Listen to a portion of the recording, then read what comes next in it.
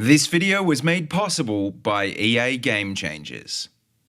Hey guys, how you going? This is BillyEatWorld again, and well, Battlefield 5 in the next 24 hours is officially going to be out on Origin Access, and that means we should get started on the tips and tricks videos. And this time we're actually going to focus on some general tips for improving your KD, and in the next few weeks, well, I'm going to be taking a look at some more specific tips for different classes and weapons. Now, every new Battlefield game I usually make one of these videos, and they're usually pretty controversial. So just to head off anyone who's about to jump into the comments and tell me that KD doesn't matter, here's the disclaimer. At the end of the day, Battlefield 5 is a team-based shooter, so you do want to make sure that you play the objective whenever you can, but remember that to do that, you need to effectively kill people and stay alive. And so that's what I want to help you guys with in this video. Okay, so to kick off, the first thing you need to realize is that Battlefield 5 is the first game in the series in quite a while to really punish you for not taking cover.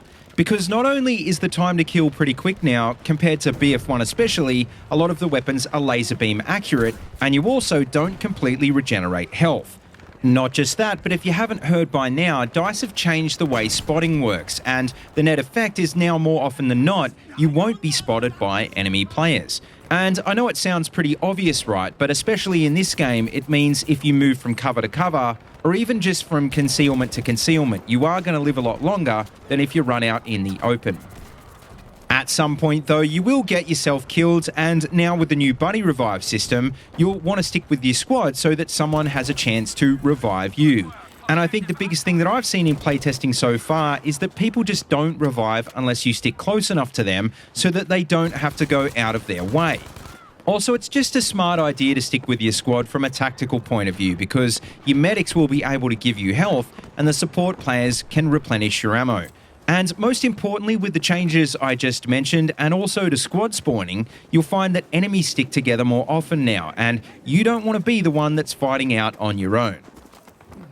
Now, the next point is pretty much FPS 101, but if you're a new player or you're just not used to doing it already, you definitely should try and use flanking routes in Battlefield 5.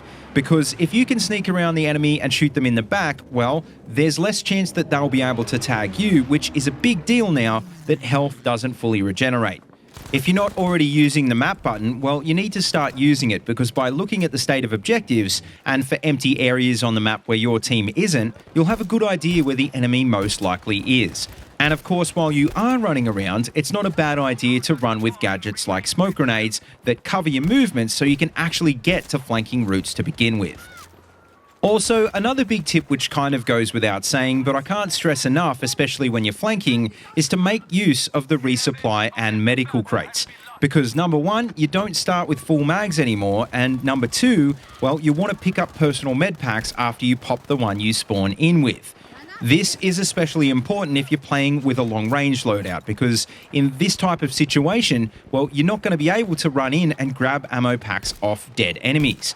And so basically just do yourself a favor and give yourself that advantage as soon as you spawn in, because you might not need it every life, but when you do, you'll thank yourself for that early resupply.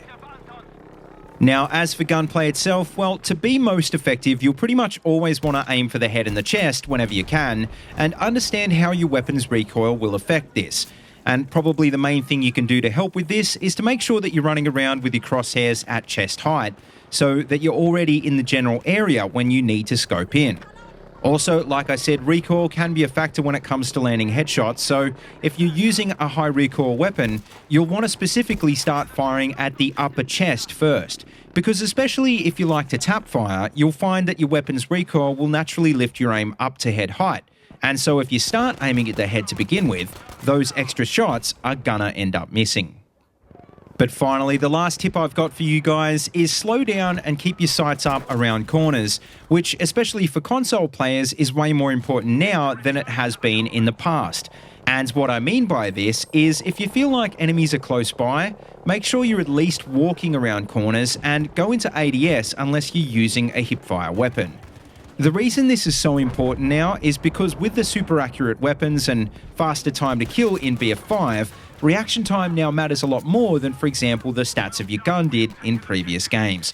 And like I said, you can probably feel this shift the most on console now because DICE have decided to nerf aim assist, which previously gave you a reason to hold off on scoping in because that's when it activated.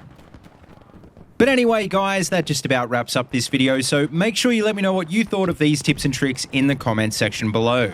And also, just remember, I am going to be making a bunch of these kind of videos in the next few months, so if you've got a particular weapon or a particular class or something else you want me to take a look at, leave that down below as well. As always, though, don't forget to like, comment, and subscribe, and please feel free to check out the links in the description if you want to see any more of these videos. And also, don't forget, you can find my Twitter and Discord links down there as well if you want to keep in touch. And as always, until next time, see you later, and have a good one.